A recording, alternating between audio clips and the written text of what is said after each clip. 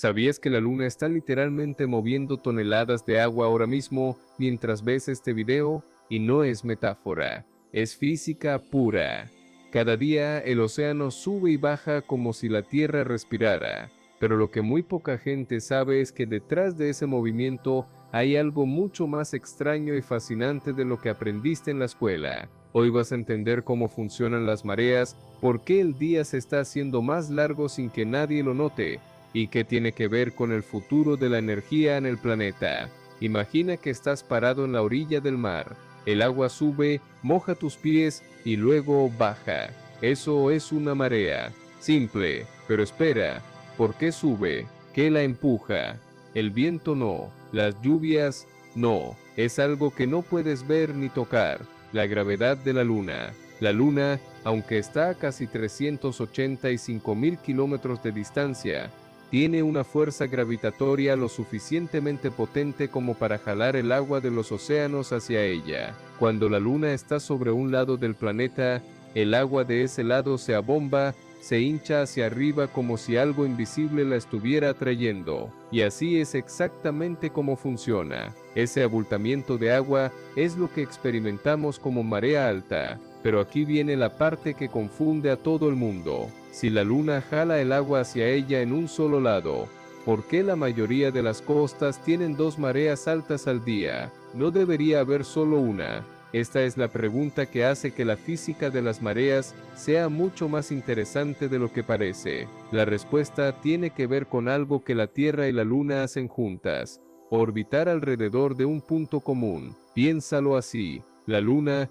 no solo gira alrededor de la Tierra, en realidad, ambas giran alrededor de un punto de equilibrio entre las dos, llamado baricentro. Ese punto está dentro de la Tierra, pero no en su centro exacto, sino un poco desplazado hacia la Luna. Cuando todo ese sistema gira, el lado de la Tierra que está lejos de la Luna experimenta algo parecido a cuando vas en una curva en auto, y sientes que algo te jala hacia afuera. Esa fuerza, que los físicos llaman fuerza centrífuga, crea un segundo abultamiento de agua en el lado opuesto al que mira a la Luna. Resultado: dos montañas de agua al mismo tiempo, una en cada extremo del planeta. Y mientras la Tierra gira sobre su propio eje cada 24 horas, cualquier punto en la superficie pasa por esos dos abultamientos. Entra en el primero, marea alta; sale, marea baja; entra en el segundo, marea alta otra vez; sale, marea baja otra vez. 2 veces al día,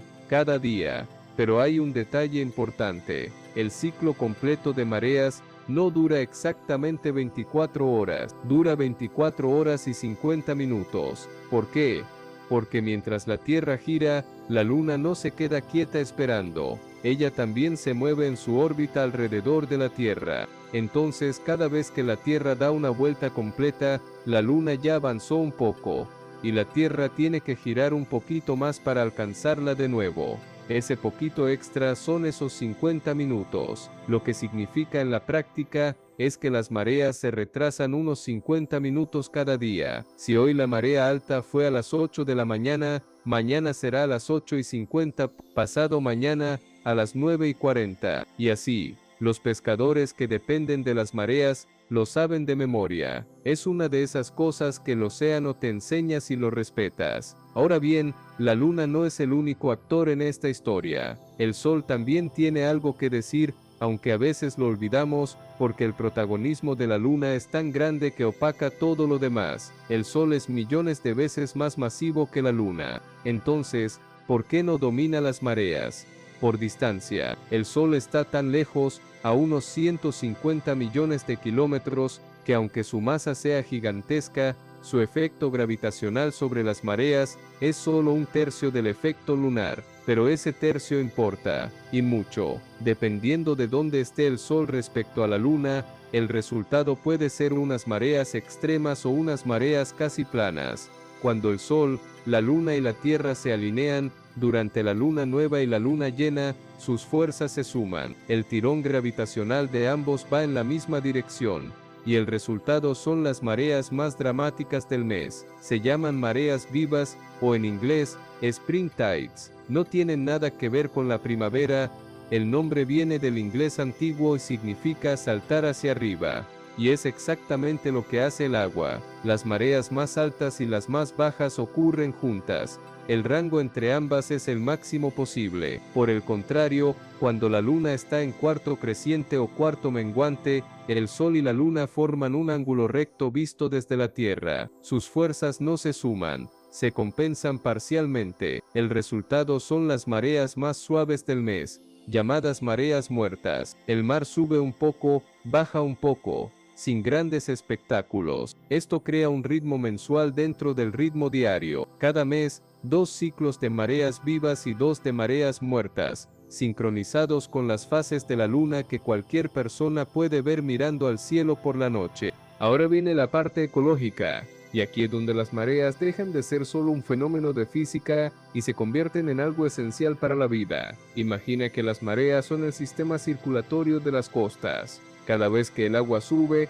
trae nutrientes frescos del océano abierto hacia la costa. Cada vez que baja, arrastra desechos y materiales orgánicos de vuelta al mar. Es un intercambio constante, rítmico, que lleva pasando desde mucho antes de que apareciera el primer ser humano en el planeta. Los estuarios, esas zonas donde los ríos se mezclan con el mar, son uno de los ecosistemas más productivos del mundo precisamente por las mareas. Sirven de criadero para peces, camarones, cangrejos, son el lugar donde muchas especies pasan sus primeras etapas de vida antes de aventurarse al océano abierto. Sin mareas, esos ecosistemas simplemente no funcionarían de la misma manera. Las zonas intermareales, esa franja de playa que queda expuesta cuando baja la marea y cubierta cuando sube, albergan una biodiversidad sorprendente. Estrellas de mar, algas, percebes, pequeños peces atrapados en pozas de roca. Todo un mundo que solo existe porque el mar sube y baja 2 veces al día.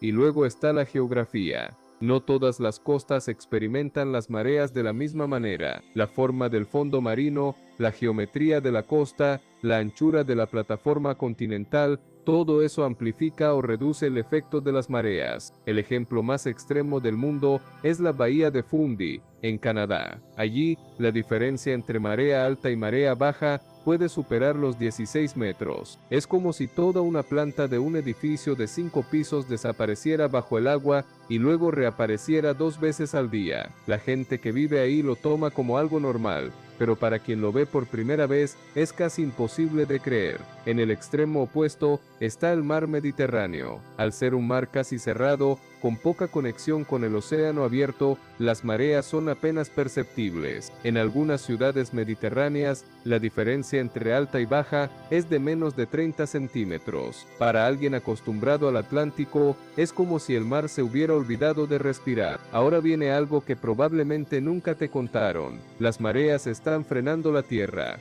No es broma. La fricción del agua contra el fondo del océano cada vez que las mareas fluyen y refluyen actúa como un freno muy suave pero constante sobre la rotación del planeta. Cada siglo que pasa, el día terrestre se alarga aproximadamente 1,8 milisegundos. Parece una cantidad ridícula, y lo es en escala humana, pero en escala geológica es enorme. Hace 600 millones de años, un día en la Tierra duraba aproximadamente 22 horas. En millones de años más, el día será más largo de lo que es hoy, y la energía que se pierde en ese frenado no desaparece. Se transfiere parcialmente a la Luna, empujándola lentamente a una órbita más alejada. La Luna se aleja de la Tierra unos 3,8 centímetros por año. Lo medimos con láser, rebotando luz sobre los reflectores que dejaron los astronautas del Apolo. Y la causa, en parte, son las mareas. Pero las mareas no solo afectan el agua y la corteza. Hay algo que resulta todavía más difícil de creer: el suelo sólido donde estás parado también se mueve con las mareas. La roca,